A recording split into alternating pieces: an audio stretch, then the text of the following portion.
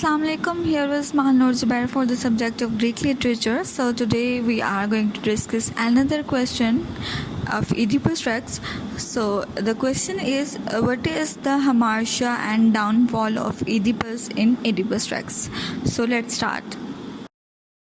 Every human is with error, and sometimes those errors can bring about great misfortune. In literature, this is referred to as hamartia. In this lesson, we will focus on hamartia and Socrates Oedipus.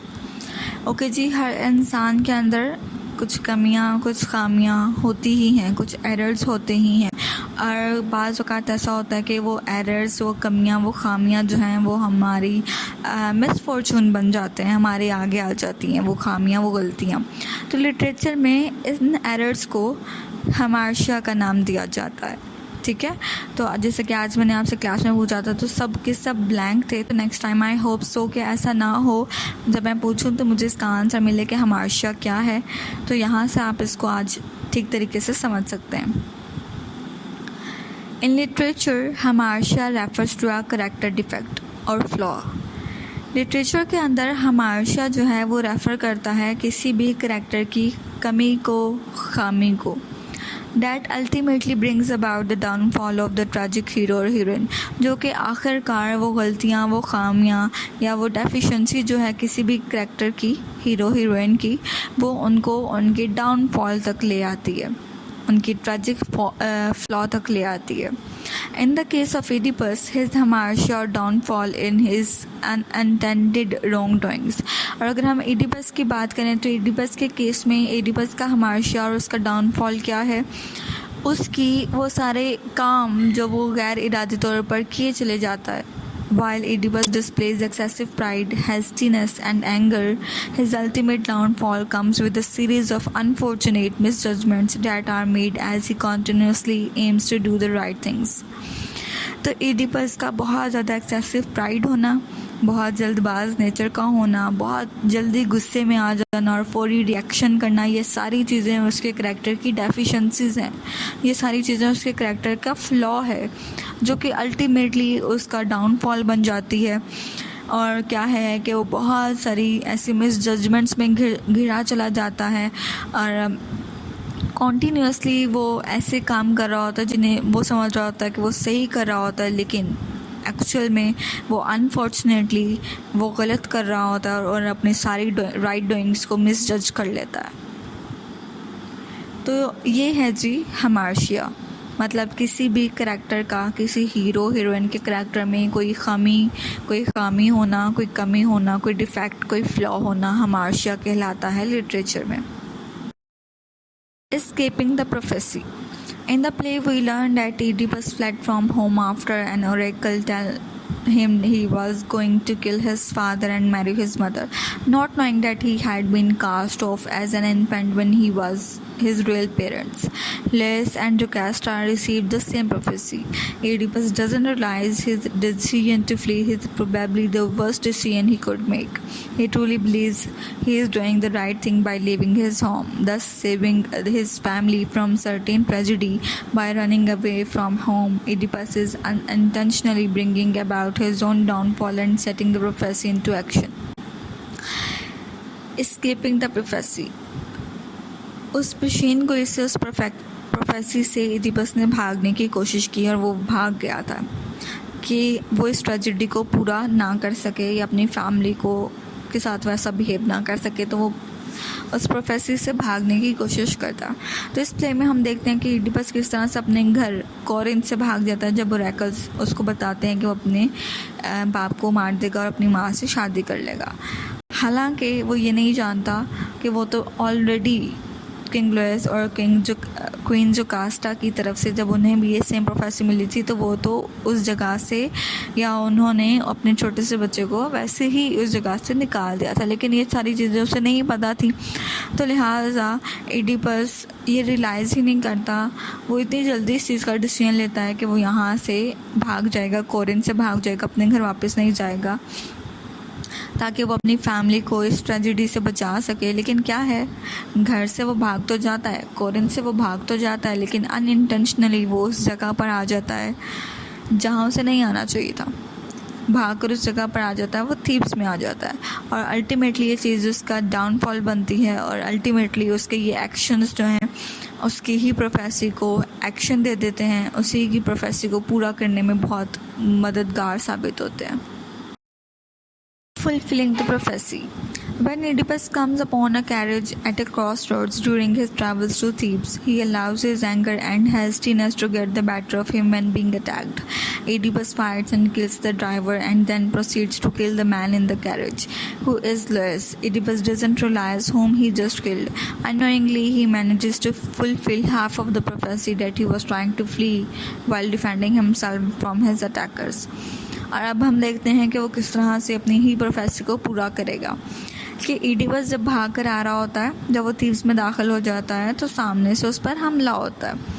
Thebes के जो लोग हैं उस पर हमला करते हैं और वो बगी में जो आदमी होता है वो किंग लियस होता है, बादशाह होता है थीब्स का, और उसके ग़ुलामों के, उसके स्लेव्स के अटैक करने पर एडिपस जो है वो दोबारा एंगर में आ जाता है, गुस्से में आ जाता है, हैस्टी नेचर में दोबारा रिएक्ट करता है, उसके ड्राइवर को भी मार देता है और बगी से किंग लियस को निकाल करके उन पर भी हमला करता है और उसे भी मार देता है। तो अननोइंगली वो समझ ही नहीं पाता कि असल में उसने किसको कत्ल कर दिया है।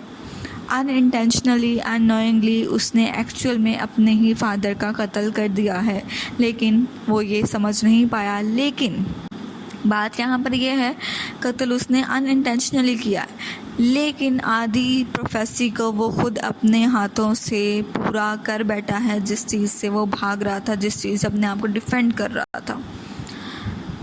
When Oedipus arrives in Thebes, he saves the city from a sphinx that was punishing the city for the misdeeds of King Laius.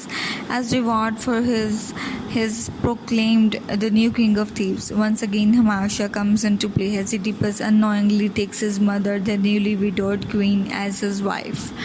While it seems Oedipus should be apprehensive about taking an older wife, he believes he's escaped the prophecy and is thus doing the right thing by starting a new life away from Corinth. और हम देखते हैं कि जब Oedipus Thebes में दाखिल होता है तो वो थीब्स के लोगों को उस बला, स्विंक्स नामी बला से जान छुड़ा देता है, जो कि उन लोगों पर एक अज़ाब बनी होती है। और फिर उस रिवॉर्ड के तौर पर, उस इनाम के तौर पर थीब्स के लोग जो हैं, जिनके बादशाह अब कत्ल हो चुका है, तो और ईडिपस ने उन लोगों की जान बचाई है उस बला से, तो वो खुश होकर ईडिपस को रिवॉर्ड देते हैं और उसे थीब्स का बादशाह बना देते हैं, और साथ ही साथ उसे उस बेवा मलका, बादशाह की, किंग लियस की जो बेवा मलका है, उससे शादी करा देते हैं। लेकिन यहाँ पर ये बात है कि अगेन फिर एडिपस जो है अननोइंगली ये समझ रहा है कि वो बिल्कुल सही काम कर रहा है, वो समझ रहा है कि कोरिन्थ से वो भागा है और यहाँ पर आकर अब उसने नई ज़िंदगी का आगाज़ किया है।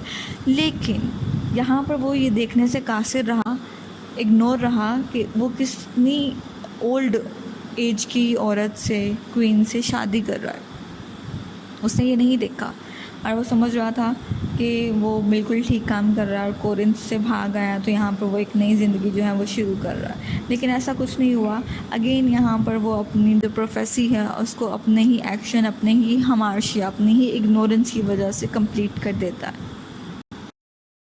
Realizing the truth.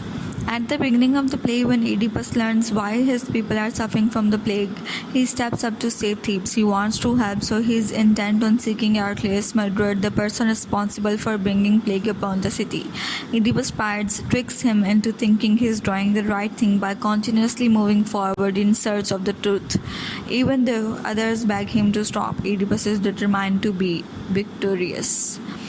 और अगर आगे हम देखें तो जब उसे सच की तलाश करनी होती है, जब उसे फाइनली सच मिल जाता है तो क्या होता है।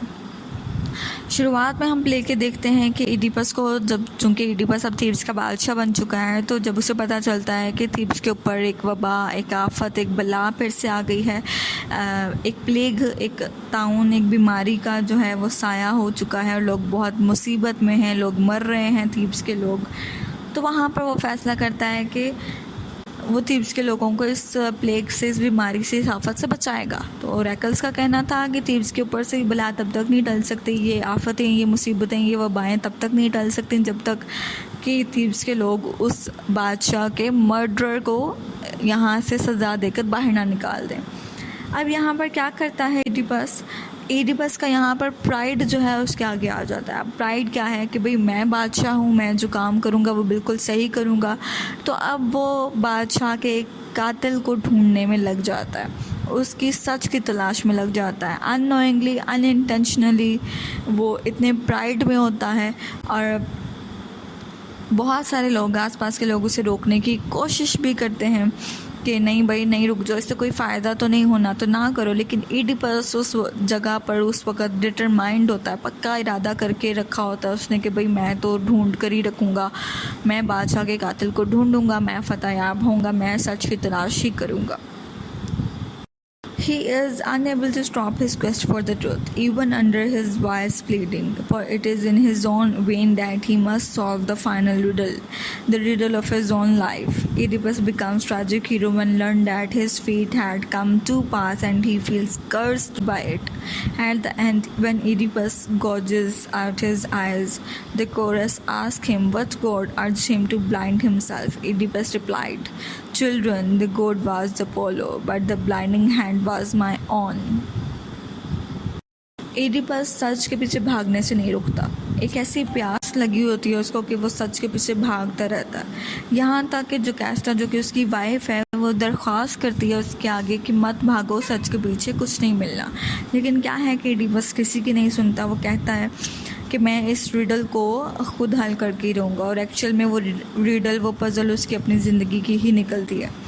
एडिपस ट्रैजिक हीरो बन जाता है और किस तरह से बन जाता है, जब उसे ये समझ आती है कि वो किस तरह से फेट के अंडर आ गया है, किस तरह से तकदीर के अंडर आ गया है, किस तरह से खुद अननोइंगली, अनइंटेंशनली वो उन प्रोफेसेस को अपने एक्शंस के, अपनी हेस्टिनेशन और अपने प्राइड की वजह से, अपने करैक्टर की डेफिशिएंसीज की वजह से कंप्लीट कर चुका है और अपने आप को लानत व मलामत करना शुरू कर देता है। और आखिर में जब एडिपस अपने ब्रॉचेस से अपनी आँखों को बाहर निकाल देता है, अंधा कर लेता है अपने आप को, तो वहाँ पर कोरस जो हैं एक सवाल पूछते हैं एडिपस से कि एडिपस को किस खुदा ने उकसाया ऐसा कि वो अपने आप का हाल ऐसा कर ले। तो उस पर एडिपस जवाब देता है कि खुदा जो था वो अपोलो था, मतलब प्रोफेसर जो थी वो अपोलो खुदा की थी। मतलब ये होना ही था मेरे साथ कि मैं अपने बाप को मारता और अपनी माँ से शादी करता, लेकिन but the blinding hand was my own. लेकिन एडिपस कहता है लेकिन ये जो मैंने अपने आप को अंधा किया है ना, ये तकदीर में नहीं लिखा था, ये मैंने खुद को सज़ा दी है, ये मैंने खुद किया है, ये मैंने अपने हाथों से किया है खुद को अंधा। He claimed full responsibility for his actions. The true sin lay in his overzealous attempt to raise himself to the level of the gods by trying to escape his fate. The chorus chants about how in prosperity he was envied by all men and how he won happiness by pride, by slaughtering the Sphinx and by trying to deceive the god's will. The fact that Oedipus' motives for killing his father Laius and wedding his mother Jocasta, it doesn't take away from the horrific nature of the crimes.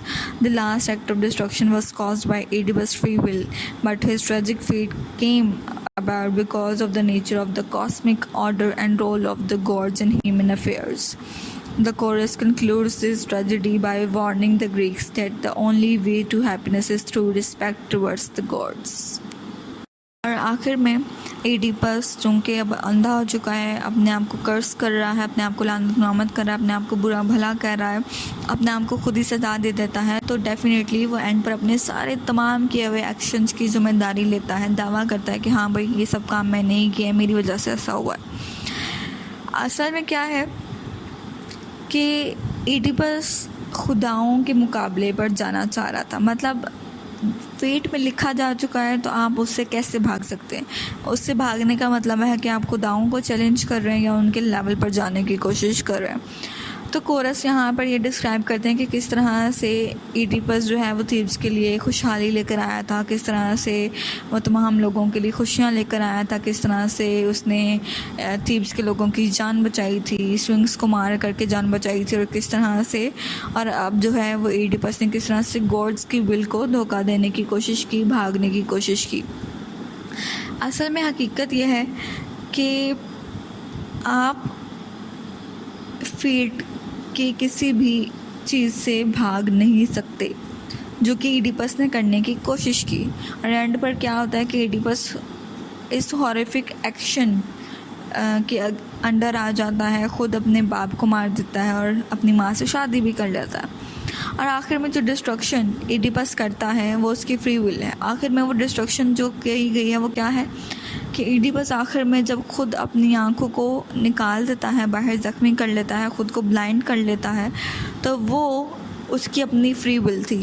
वो अपनी मर्ज़ी से अपनी आंखों को ज़ख्मी करता है, अपनी आंखों को बाहर निकाल देता है, अंधा कर लेता है ख़ुद को। लेकिन उसकी जो ट्रेजिक फेट थी वो क्या थी कि खुदाओं का इंसानों की ज़िंदगी पर किस कदर अमल दखल है, मतलब फेट इंसान की ज़िंदगी पर किस कदर अफेक्ट करती है।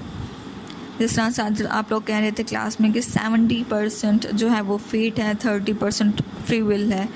इस तरह से आपके जो अपने ओपिनियंस हैं कि ज़िंदगी में हमारी फेट बहुत अहम रोल प्ले करती है, और साथ ही साथ हमारी फ्री विल भी, कि हम अपने फेट के साथ चलते चलते उसके डिसीजंस को फॉलो करते करते अपनी फ्री विल से उन किस तरह से किन एक्शंस का रिएक्शंस करते हैं ये हम पर डिपेंड करता है।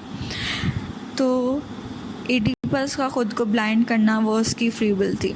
और कोरस यहाँ पर इस ट्रेजेडी को कंक्लूड करते हुए ग्रीक्स पीपल को, यूनानियों को वार्निंग देते हुए कोरस यहाँ पर एडिपस रेक्स का इख्तिताम करते हैं कि एक ही तरीका है खुश रहने का या अच्छी भली ज़िंदगी गुजारने का, और वो तरीका है कि आप खुदाओं की इज़्ज़त करें, उनका कहना माने, उनको फॉलो करें, उनके अगेंस्ट मत खड़े हों, उनके लेवल पर आकर उनसे मुकाबला ना करने की कोशिश करें, क्योंकि फेट के आगे इंसान चाहे बादशाह हो, शहज़ादा हो, कुछ भी हो, फेट के आगे इंसान बेबस है, पावरलेस है।